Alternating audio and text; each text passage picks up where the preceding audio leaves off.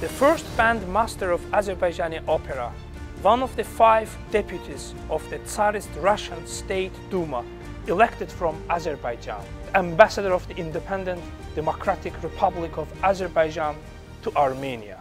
Famous Azerbaijani writer Abdurrahim Haqverdiyev lived in this house.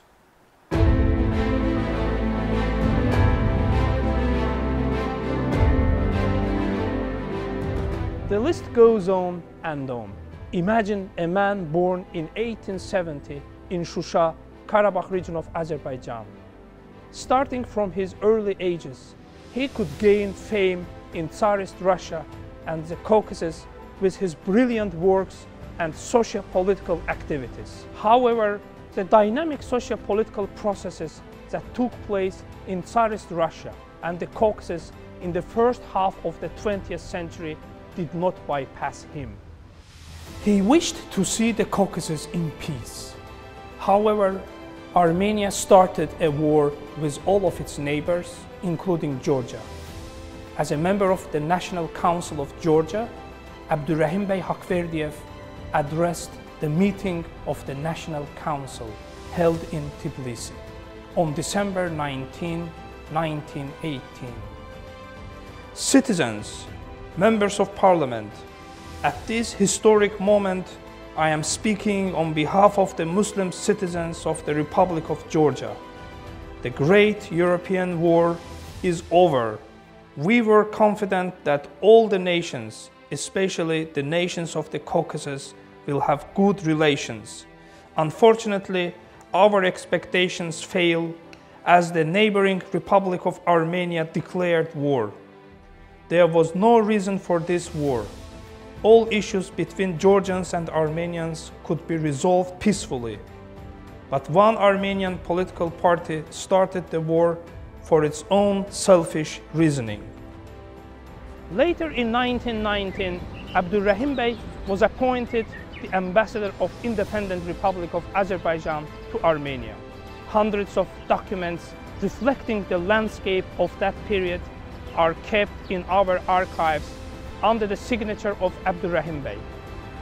Some of these documents are about the robbery against Haqverdiyev as a diplomatic representative by Armenian bandits on the way from Tiflis to Yerevan by train.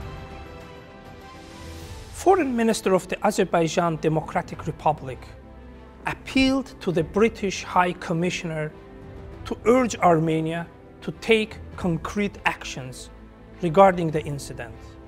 On behalf of his government, the Armenian representative responded to the British High Commissioner that the robbery was committed in the neutral zone between Armenia and Georgia, and therefore nothing can be done. It turned out that there was reason for Abdurrahim Haqverdiyev to doubt the strange behavior of the Armenian bandits.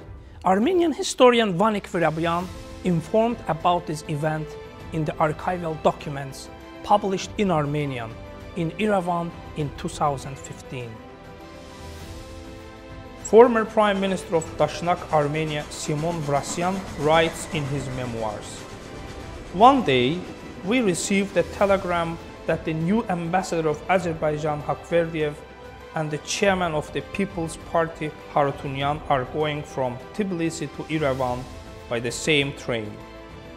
Together with the Minister of Defense, Ruben, we immediately took appropriate measures.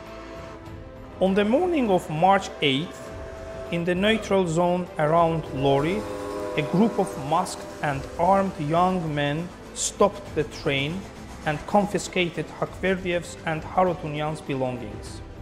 2 million rubles were seized from Haqverdiyev and 296,000 rubles from Harutyunyan. Harutyunyan intended to use his money for his party's Jogovurt People's newspaper in Yerevan. This incident caused a lot of scandal. The Azerbaijani government sent complaints to Yerevan.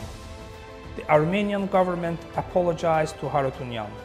The money and the gold watch taken from him were returned to him."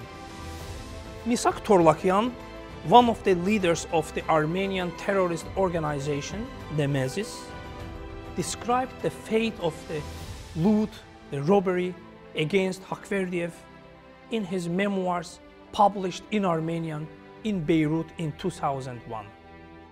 Later, the participants of the robbery refused to give the money to the Central Committee of the Dashnaksutun Party. And the Central Committee decided to assassinate the leaders of the gang. After these killings, the issue was closed. It was not an ordinary robbery committed by Armenian criminals. The money carried by Abdurrahim Bey Haqverdiyev not only meant to meet the needs of the diplomatic mission, but it was also supposed to prevent the starvation of refugees, orphans, and elderly people sheltered in orphanages and hospitals as a result of attacks by Armenian armed groups in present-day Armenia and Nakhchivan through the national councils operating in those areas. However, with the help of the Armenian government, the Armenian bandits deprived them of this opportunity and aggravated their situation. Abdurrahim Bey Haqverdiyev died on 12 December 1933 in Baku. Here, in the honorary cemetery, as I am visiting his graveyard together with his descendants, I think of how history repeats itself. Sooner or later, truth always prevails. Because Shusha, the capital of Azerbaijan's historical Karabakh Khanate, the cultural center of the Caucasus, was liberated from occupation of Armenia.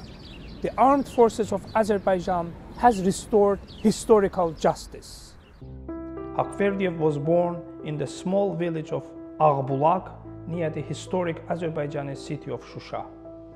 He moved to Shusha city in the late 19th century and received civil education.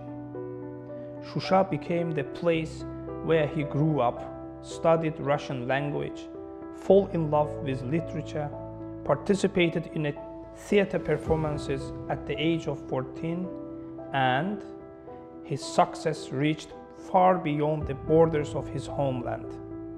He devoted most of his life to restoring peace in the Caucasus.